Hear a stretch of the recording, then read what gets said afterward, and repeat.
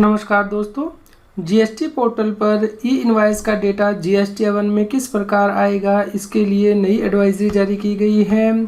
GST portal के द्वारा बताया गया है कि जो स्पेसिफाइड टैक्स पेयर हैं उनके लिए मैंडेटरी है कि वो ई इनवॉइस जनरेट करें, यानी कि अप टू 31 मार्च 2022 तक जिनकी टर्नओवर 50 करोड़ रुपए तक है उन्हें ई इनवॉइस मैंडेटरी है। लेकिन फाइनेंशियल ईयर 22-23 से यदि टर्नओवर 20 करोड़ रुपए से ज़्यादा हो जाती है तो उस केस में ई इनवॉइस जनरेट करनी मैंडेटरी कर दी गई है। ये डेटा किस प्रकार आएगा जीएसटी 1 में, इसके बारे में बताया गया है। टैक्स पेयर को जो इनवॉइस का डेटा है वो स्पेसिफाइड फॉर्मेट यानी कि जीएसटी INV 01 में प्रिपेयर करना है और उसके बाद उसे इनवॉइस रजिस्ट्रेशन पोर्टल पे अपलोड करना है, जिसके बाद के उसे इनवॉइस रेफरेंस नंबर यानी कि IRN नंबर दे दिया जाएगा। आप ई इनवॉइस को कैंसिल भी कर सकते हैं, लेकिन स्पेसिफाइड पीरियड के अंदर ही जैसे ही ई इनवॉइस जनरेट हो जाती है उसके बाद स्पेसिफाइड पीरियड के अंदर आप उसे कैंसिल कर सकते हैं। जो डॉक्यूमेंट होंगे यानी कि इनवॉइस, डेब्यू नोट या क्रेडिट नोट, वो इलेक्ट्रॉनिकली जो है वो ट्रांसमिट किए जाएंगे जीएसटी सिस्टम में यानी कि GSTR1 में। लेकिन जैसे ही आप इसे जनरेट कर लेंगे उसके 2 दिन बाद ये जो है वो आपके ऑटोमेटिकली पॉपुलेट हो जाएंगे GSTR1 में जीएसटी पोर्टल पे। ये आपके सेव्ड रिकॉर्ड में आएंगे GSTR1 में और यहाँ पे सोर्स ऑफ डॉक्यूमेंट जो है ई इनवॉइस होगा और इनवॉइस रेफरेंस नंबर भी मेंशन किया होगा, जैसा कि आप यहाँ स्क्रीन पे देख सकते हैं। यहाँ पे टैक्स पेयर के द्वारा ई इनवॉइस जनरेट की गई है 24 नवंबर को और ये ऑटोमेटिकली पॉपुलेट होगी GST1 में 26 नवंबर को।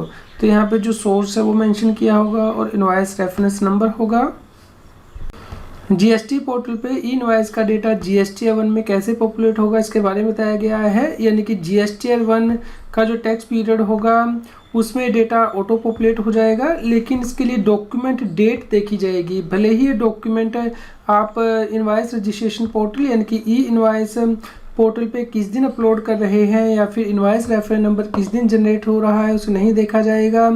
मान लीजिए टैक्स पेयर की इनवॉइस नंबर A253 30 नवंबर 2021 की है और वो इसे अपलोड करता है 4 दिसंबर 2021 को ई इनवॉइस पोर्टल पे, तो इस केस में ये GSTR1 में रिफ्लेक्ट होगा नवंबर 2021 के।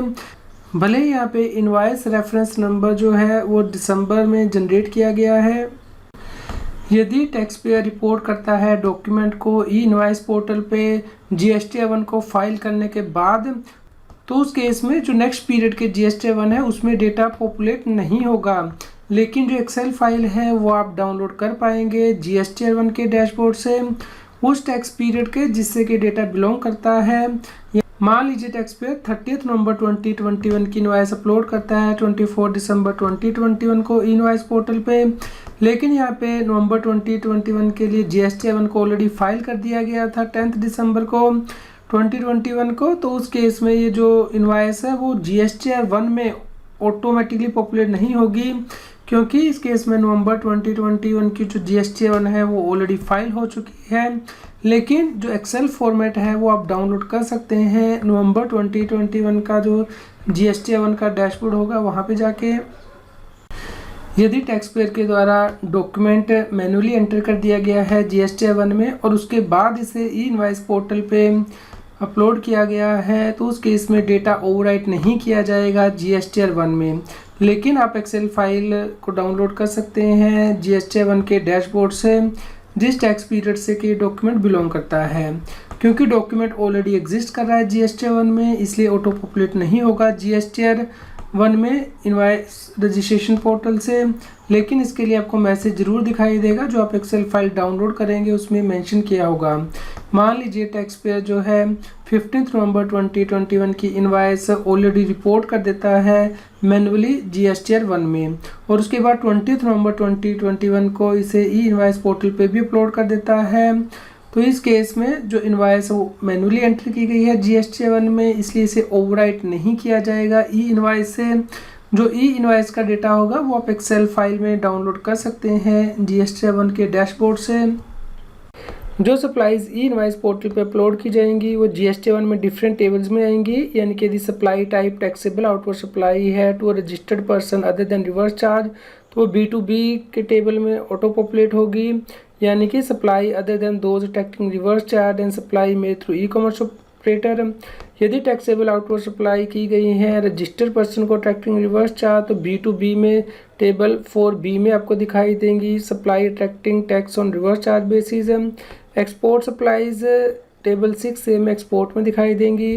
Credit and debit note issue to registered person CDNR यानी कि टेबल 9B में क्रेडिट और डेबिट नोट रजिस्टर्ड में दिखाई देंगी।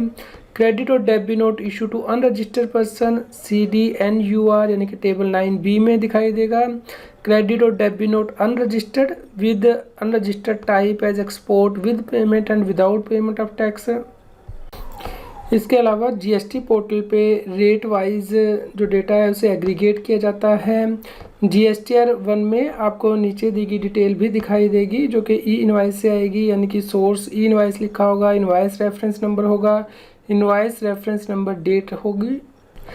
GSTR 1 एक आउटवर्ड सप्लाई की समरी है जो कि डॉक्यूमेंट के बेस पे प्रिपेयर की जाती है जो कि टैक्स पेयर ने इशू किए हैं उस टैक्स पीरियड में, यानी कि इनवाइस सी डेबिट नोट या फिर क्रेडिट नोट। इसलिए जो डेटा रिपोर्ट किया गया है ई इनवाइस में मैच करना चाहिए जो डेटा आपके द्वारा GSTR 1 में रिपोर्ट किया गया है। इसलिए टैक्स पेयर को एडवाइस की जा रही है कि यदि वो डेटा को एडिट करना चाहता है जो कि ऑटोमेटिकली पॉपुलेट हुआ है ई इनवाइस से, तो उस केस में ये जो डेटा है वो माना जाएगा कि उसने सेपरेटली अपलोड किया है, यानी कि जो डेटा ऑटो पॉपुलेट हुआ है उसमें जो सोर्स मेंशन किया होगा इनवाइस रेफरेंस नंबर और इनवाइस रेफरेंस नंबर डेट वो डिलीट कर दी जाएगी सिस्टम के द्वारा। इसलिए टैक्स पेयर को एडवाइस किया जा रहा है कि यदि वो मॉडिफाई या फिर अपडेट करना चाहते हैं ऑटो पॉपुलेट हुए डेटा को तो उस केस में उन्हें इंश्योर करना है कि ये उनके एक्चुअल जो डॉक्यूमेंट है उसके अकॉर्डिंग हो।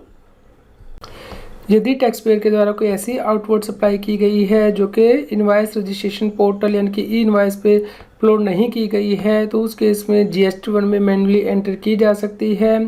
टैक्स पेयर को इंश्योर करना है कि GSTR 1 को वो चेक कर लें, यानी कि जो ई इनवाइस ऑटोमेटिकली पॉपुलेट हुई है GST पोर्टल पे आप व्यू कर सकते हैं ऑनलाइन, या फिर GST पोर्टल से जेसन फाइल को डाउनलोड कर सकते हैं, या फिर GST सुविधा प्रोवाइडर की API के थ्रू आप ये चेक कर सकते हैं। यहाँ पे आपको इंश्योर करना है कि जो एक्सेल फाइल ऑटो पॉपुलेट होके आएगी आपके GSTR 1 में वो आप डाउनलोड कर सकते हैं। लेकिन यदि आप कोई सब्सिक्वेंट मॉडिफिकेशन कर देते हैं इस ऑटो पॉपुलेटेड डिटेल में तो उसके इसमें एक्सेल फाइल में ये चेंज नहीं होगा।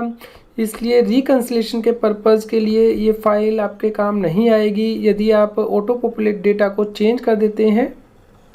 यदि IRP यानी कि इनवाइस रजिस्ट्रेशन पोर्टल पे आप ई इनवाइस को कैंसिल कर देते हैं तो उस केस में क्या होगा दोस्तों, आप ई इनवाइस को स्पेसिफाइड पीरियड के अंदर कैंसिल कर सकते हैं।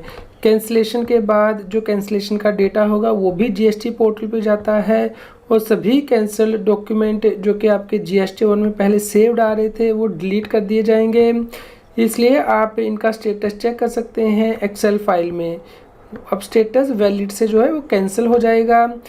नीचे दिए गए सिनेरियो में जो डॉक्यूमेंट का स्टेटस है वो अपडेट हो जाएगा एक्सेल फाइल में। जैसे ही आप कैंसिलेशन कर देंगे, भले ही आप GST 1 में कोई एक्शन नहीं ले सकते, मान लीजिए आप GST 1 ऑलरेडी फाइल कर चुके हैं तो उस केस में बाद में आप कैंसिल करते हैं तो भी एक्सेल फाइल में जो स्टेटस है वो चेंज हो जाएगा। यदि आपके द्वारा डॉक्यूमेंट एडिट किया गया था मैनुअली या फिर डॉक्यूमेंट जो है टैक्स पेयर के द्वारा एडिट किया गया है या फिर डॉक्यूमेंट ऑटो पॉपुलेट नहीं हुआ था क्योंकि एरर आ रही थी ऑटो पॉपुलेशन में, आपने ई इनवाइस पोर्टल पे जितने भी डॉक्यूमेंट अपलोड किए हैं उनकी कंसोलिडेटेड जो है फाइल वो आपके लिए उपलब्ध हो जाएगी GSTR 1 के डैशबोर्ड पे। ये एक्सेल फाइल जो अवेलेबल हो जाएगी वो उस टैक्स पीरियड में होगी जिससे कि वो डॉक्यूमेंट बिलोंग करता है। आप इसे डाउनलोड कर सकते हैं GST 1 के डैशबोर्ड पे download detail from e invoice excel button से।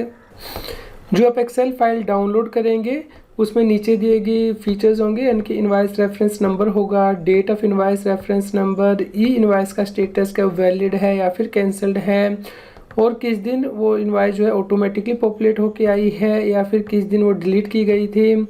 GSTR 1 में ऑटो पॉपुलेशन डिलीशन स्टेटस होगा, यानी कि ये ऑटो पॉपुलेटेड है, डिलीट कर दी गई है, ऑटो पॉपुलेशन फेल हो चुका है या फिर deletion failed. Error in auto population error description mention की होगी। टैक्स पेयर ई इनवाइस डाउनलोड हिस्ट्री भी चेक कर सकते हैं लास्ट 5 डाउनलोडेड फाइल की। जैसे कि आप यहाँ देख पा रहे हैं, यहाँ पे जो ब्लू बटन दिया गया है इस पर क्लिक करके आप फाइल को डाउनलोड कर सकते हैं।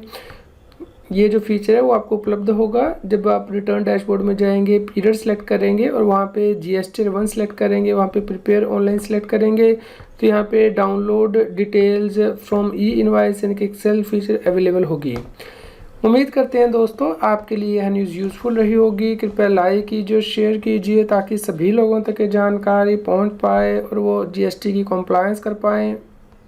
रेगुलर जीएसटी और टैक्स अपडेट के लिए इस चैनल को सब्सक्राइब करें। फ्रेंड्स, आप टीडीएस, इनकम टैक्स, जीएसटी और अकाउंटिंग सॉफ्टवेयर ऑडिट ट्रेल के साथ कंप्लायंस आसानी से कर सकते हैं। इन सॉफ्टवेयर के डेमो देखने के लिए आप हमें मोबाइल नंबर के साथ ईमेल कर दीजिए taxil@gmail.com पर। आप हमें Telegram app CA Satbir Singh Taxil पर ज्वाइन कर सकते हैं ताकि आप जीएसटी और इनकम टैक्स के रेगुलर अपडेट अपने मोबाइल पर ही प्राप्त कर सकें।